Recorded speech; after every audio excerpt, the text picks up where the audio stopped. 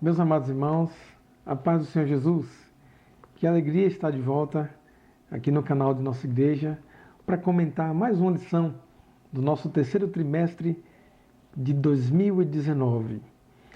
Nós estamos estudando um assunto muito importante, que é um assunto sobre a mordomia cristã, dentro de uma temática tempos, bens, ou melhor, tempo, bens e talentos, sendo mordomo fiel e prudente com as coisas que Deus nos tem dado.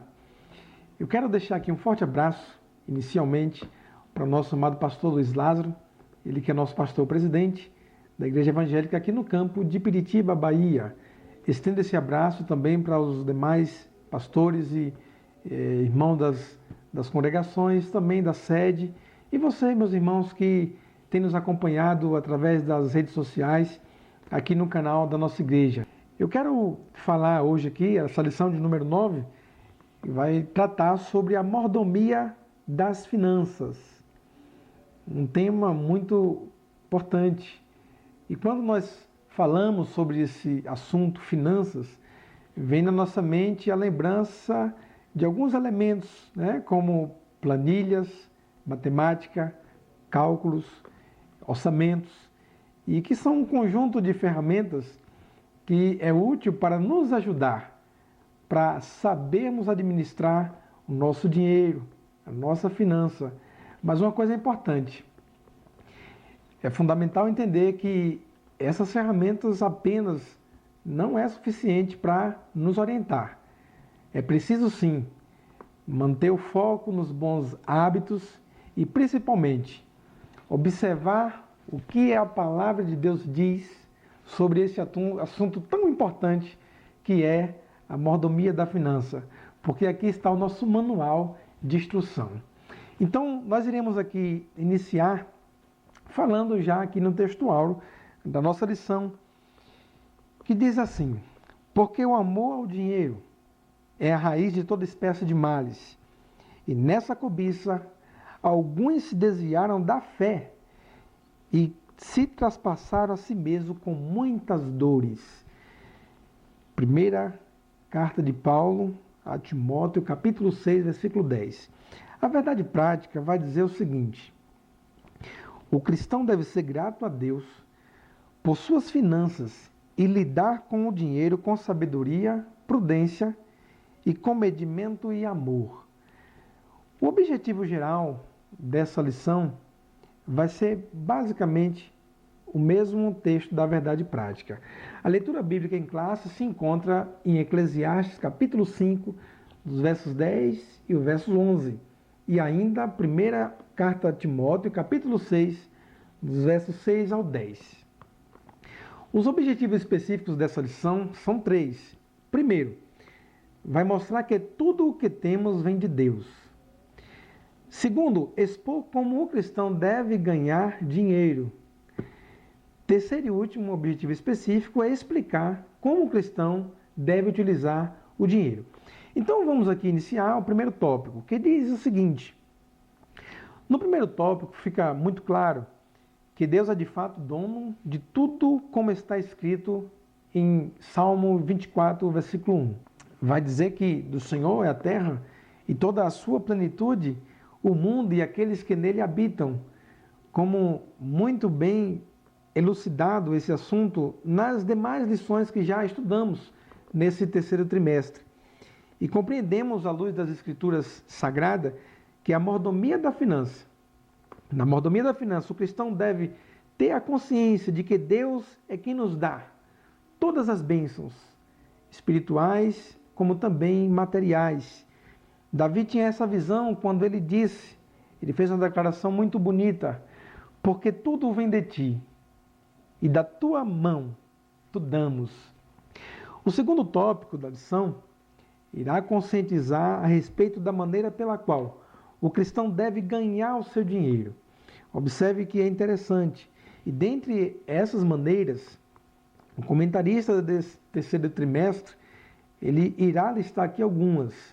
Primeiro ele vai listar aqui, primeira maneira como você deve ganhar o seu dinheiro. Ganhar o seu dinheiro com trabalho honesto. Segunda maneira, fugindo de práticas ilícitas. O cristão não deve recorrer a meios ilícitos de ganhar o seu dinheiro, porque tais meios estão sempre associados também com práticas ilícitas e práticas desonestas que desagradam ao nosso Deus, né? Podemos falar aqui, por exemplo, drogas, prostituição, jogo de azar, entre outros. Confira o que a Bíblia diz em Provérbios 28, e versículo 20. Vale a pena ler esse versículo.